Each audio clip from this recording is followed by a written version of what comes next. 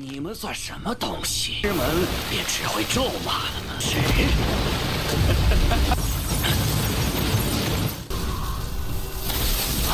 不断轮回之人，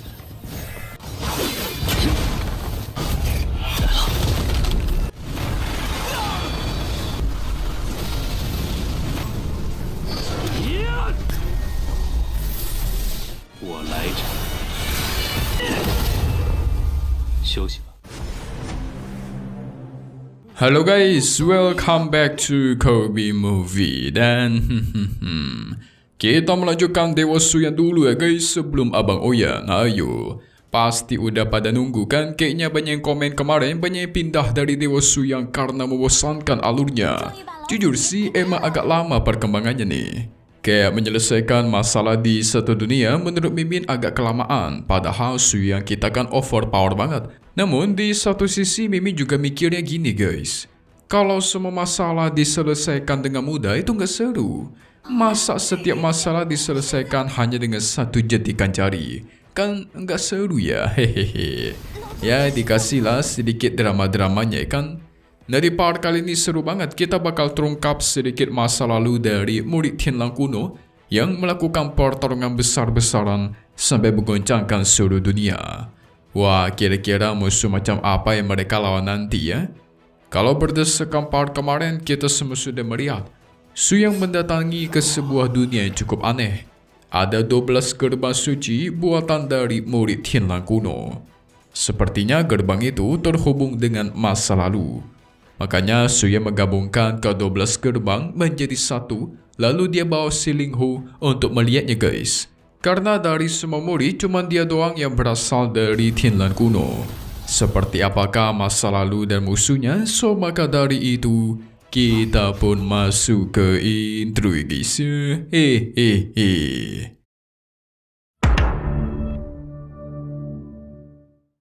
Nah, karena cuma murid Tianlang kuno yang bisa masuk ke dalam, otomatis Sanyan dan lainnya cuma bisa menetap di luar guys. Yaya sampai nangis mengira kalau leluhurnya sudah meninggalkan mereka. Namun tiba-tiba muncullah seorang kakek yang menyerang guys. Si kakek mengatakan gerbang itu adalah jebakan untuk menghabisi para pengikut Tianlang kuno. Yang berarti Suyang dan Ling Hu sebenarnya dijebak guys. Terjadilah pertarungan sengit di antara mereka. Yang ternyata sosok kakek ini bernama Chang Luo. Dia merupakan tetua dari istana Xiangling. Dia senang sekali berhasil menjebak para murid Tianlang kuno di dalam. Apalagi keberhasilannya ini berhasil menghilangkan Suyang, leluhur dari Tianlang yang sekarang. Dan kalian di sini gak ada apa-apanya. Chang Luo dengan percaya diri menetapkan kalau Suyang sudah meninggal guys. Maka kalian segeralah menyusul leluhur kebanggaan kalian itu. Kita lihat saja ya. Apakah benar perkataan dari kakek tua jelek ini?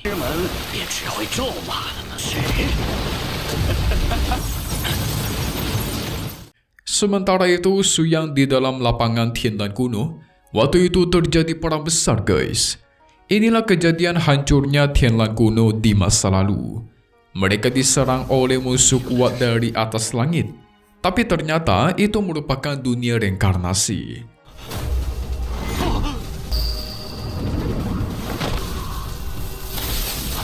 Nah, kilas balik sedikit dulu sebelum perang itu terjadi. Mereka pun masuk ke sebuah gerbang reinkarnasi gitu guys. Di sana ada rumah harta milik Tianlang kuno. Waktu itu masih damai tuh.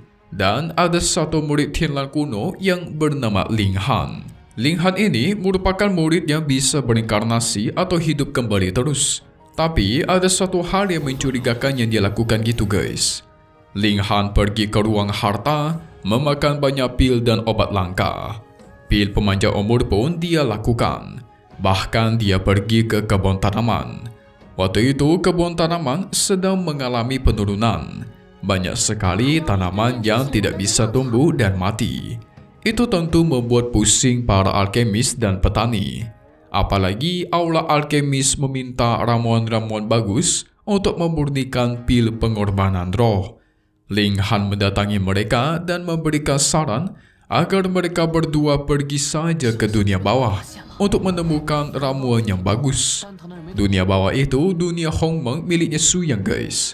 Ling Han bahkan menakut-nakuti mereka agar segera pergi ke dunia bawah. Soalnya para tetua alkemis sudah murka gara-gara tidak mendapatkan ramuan yang mereka minta.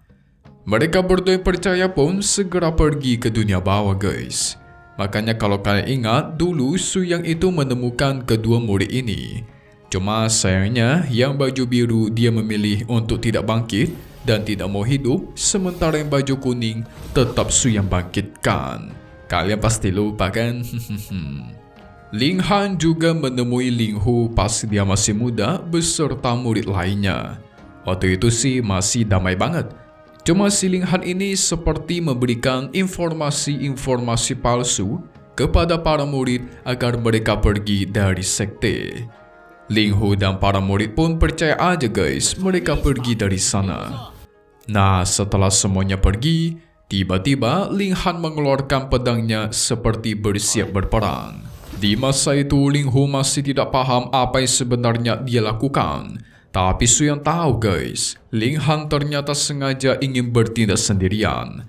Langit pun berubah dan muncullah serangan tapak raksasa. Ling Han melawan tapak itu dengan tebasan kekosongan.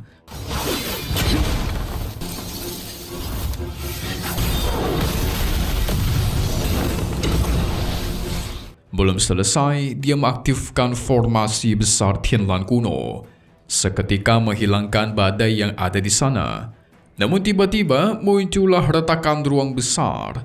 Dari dalam retakan itu juga memunculkan serangan petir merah yang sangat kuat, ditambah gelombang kematian. Ling Han berusaha menahan semua serangan itu dengan kekuatannya, guys. Tapi sia-sia saja. Pedang raksasanya pun dibuat hancur lebur. Wadidaw.